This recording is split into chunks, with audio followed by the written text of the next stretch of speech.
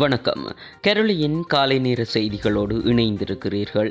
விரிவான செய்திகளுக்கு செல்ல முன்னர் முதலில் தலைப்புச் செய்திகள். உச்சம் தொட்டுள்ள தேங்காய் விலை இறக்குமதியால் வெடித்த சர்ச்சை. காலமானார் மாவை சேனாதிராஜா. பயிர்கள் சேதமடைந்த விவசாயிகளின் வங்கிக் கணக்கில் இன்று முதல் நட்டஈடு. அனுரவின் வருகையின் போது போராட்டம் நடத்த தடை, யாழ் போலீசார் மனு தாக்கல். கைது செய்யப்பட்ட அர்ஜுனா எம்பிக்கு நீதிமன்றம் அளித்த உத்தரவு. காதலனுடன் இணைந்து பெற்றோரை ஏமாற்றி தங்க நகைகளை களவாடிய பெண். வாக்காளர் பட்டியலை டிஜிட்டல் மயமாக்கும் வேலை திட்டம் ஆரம்பம். ரணிலின் கையொப்பத்துடனான கடிதம் விசாரணையை ஆரம்பித்த சிஐடி. இனி தொடர்வென விரிவான செய்திகள்.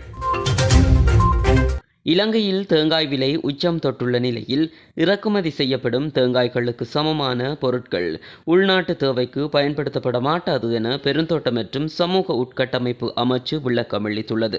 இதன்படி ஏற்றுமதி நோக்கங்களுக்காக மாத்திரமே 200 மில்லியன் தேங்காய்களுக்கு சமமான தேங்காய் பால், மா மற்றும் குளிர்ந்த தேங்காய் சொட்டுக்களை இறக்குமதி செய்ய அனுமதி வழங்கப்படும் என்று அறிவிக்கப்பட்டுள்ளது. 200 மில்லியன் தேங்காய்களை இறக்குமதி செய்வது தொடர்பாக எழுந்துள்ள பிரச்சினை குறித்து வெளியிடப்பட்ட அறிக்கையில் அமைச்சு இதனை தெளிவுபடுத்தியுள்ளது. பெருந்தோட்ட மற்றும் சமூக உட்கட்டமைப்பு அமைச்சின் செயலாளரும் கைத்தொழில் அமைச்சின் செயலாளரும் இதற்கான ஒரு குழுவை அமைத்துள்ளனர்.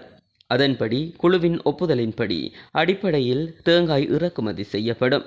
இது தொடர்பாக பெருந்தோட்ட மற்றும் சமூக உட்கட்டமைப்பு அமைச்சு, கைத்தொழில் அமைச்சு, தென்னை ஆராய்ச்சி நிறுவனம், தென்னை சாகுபடி திணைக்களம், தென்னை மேம்பாட்டு அதிகார சபை மற்றும் இலங்கை தென்னை கைத்தொழில் சம்மேளனம் ஆகிய நிறுவனங்கள் இணைந்து அண்மையில் கைத்தொழில் அமைச்சில் ஒரு கலந்துரையாடல் ஒன்றை நடத்தியமை குறிப்பிடத்தக்கது.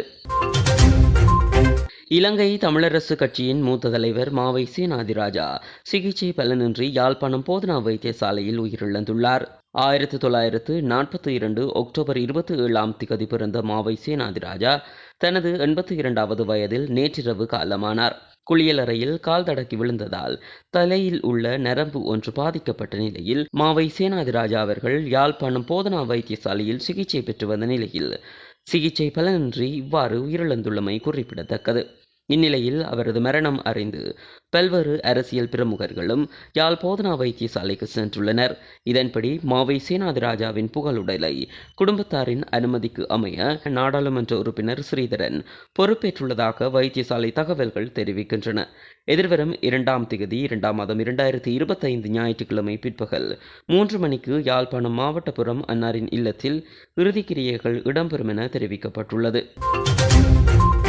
கடந்த வருடம் நவம்பர் மாதம் வெள்ளத்தினால் பயிர்கள் சேதமடைந்த விவசாயிகளுக்கான நட்டஈடு இன்று முதல் வழங்கப்பட உள்ளதாக விவசாய மற்றும் கமநல காப்புறுதி சபை தெரிவித்துள்ளது.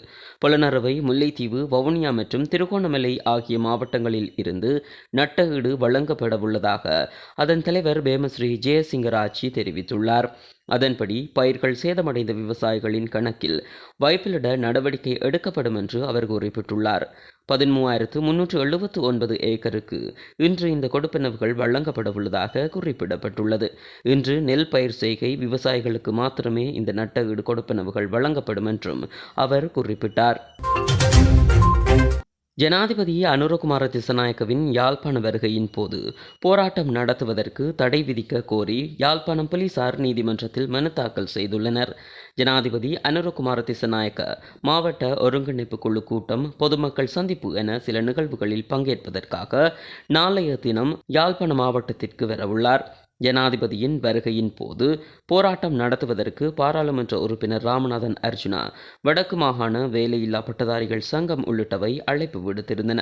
இந்த நிலையில் போராட்டம் நடத்துவதை தடை செய்ய கோரி யாழ்ப்பாணம் போலீசார் யாழ்ப்பாணம் நீதவான் நீதிமன்றில் மனு தாக்கல் செய்தனர். இதனை அடுத்து பாராளுமன்ற உறுப்பினர் ராமநாதன் அர்ஜுனா, வடக்கு மாகாண வேலையில்லா பட்டதாரிகள் சங்க தலைவர் உள்ளிட்ட 5 நீதிமன்றில் ஆஜராகுமாறு அழைப்பு கட்டளை அனுப்ப யாழ்ப்பாணம் நீதவான் நீதிமன்றம் உத்தரவிட்டது. தடை உத்தரவு தொடர்பான மனு மீதான விசாரணை யாழ்ப்பாண நீதவான் நீதிமன்றில் இடம்பெறவுள்ளது. யாழ் மாவட்ட நாடாளுமன்ற உறுப்பினர் ராமநாதன் அர்ஜுனா அனுராதபுரம் நீதவான் நீதிமன்றில் முன்னிலைப்படுத்தப்பட்டதன் பின்னர் பிணையில் விடுவிக்கப்பட்டுள்ளார். நாடாளுமன்ற உறுப்பினர் அர்ஜுனா யாழ்ப்பாணம் சாவகச்சேரி நகராட்சி மன்றத்தில் வைத்து கைது செய்யப்பட்டிருந்தார். நாடாளுமன்றம் சென்ற நிலையில் தனது வாகனத்தில் அங்கீகரிக்கப்படாத VIP விளக்குகளை பயன்படுத்தியதற்காகவே ரம்பேவ பகுதியில் வைத்து அர்ஜுனா MP காவல்துறையினரால் வழிமறிக்கப்பட்டார். எனினும் அவர் காவல்துறையினரின் கடமைகளுக்கு இடையூறு விளைவித்ததாக குற்றம் சுமத்தப்பட்டிருந்தார். இது தொடர்பான காணொலியும் வெளியாகி இருந்ததுடன் காவல்துறை அதிகாரிகளை அவர் திட்டியதும் காணொலியில் பதிவாகியுள்ளது. இச்சம்பவத்தை தொடர்ந்து அவர் மீது வழக்கு பதிவு செய்யப்பட்டு அவர் கைது செய்யப்பட்டார். அனுராதபுரம் நீதவான் நீதிமன்றில் முன்னிலைப்படுத்தப்பட்ட MP பிணையில் விடுவிக்கப்பட்டுள்ளார். தனது காதலனுடன் இணைந்து பெற்றோரை ஏமாற்றி அவர்களுக்கு சொந்தமாக சுமார் 1 கோடி ரூபாய் பெறுமதியான தங்க நகைகளை களவாடிய குற்றச்சாட்டில் களனி பகுதியைச் சேர்ந்த 20 வயது யுவதியொருவர் கைது செய்யப்பட்டுள்ளார்.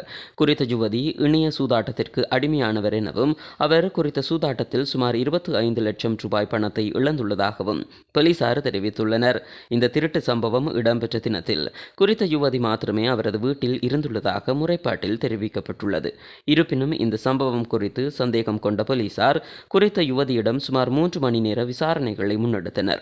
அதன்போது அவர் தமது காதலனுடன் இணைந்து இந்த திருட்டு சம்பவத்திற்கான திட்டத்தை மேற்கொண்டதாக ஒப்புக்கொண்டுள்ளார். அதன் பின்னர் அவரது வீட்டில் முன்னெடுக்கப்பட்ட சோதனையில் குறித்த திருட்டு சம்பவத்திற்கான திட்ட வரைபடம் ஒன்று மீட்கப்பட்டுள்ளது. இந்த நிலையில் சந்தேக நபரான யுவதி மகரகம நீதவான் நீதிமன்றில் முன்னிலைப்படுத்தப்பட்டதன் பின்னர் எதிர்வரும் 5ஆம் தேதி வரை விளக்கமறியலில் வைக்கப்பட்டுள்ளார். உள்ளூராட்சி மன்ற தேர்தலை எந்தவொரு சந்தர்ப்பத்திலும் நடத்துவதற்கு தாம் தயாராக உள்ளதாக தேர்தல்கள் ஆணையாளர் நாயகம் சமன் ஸ்ரீ ரத்நாயக்க தெரிவித்தார்.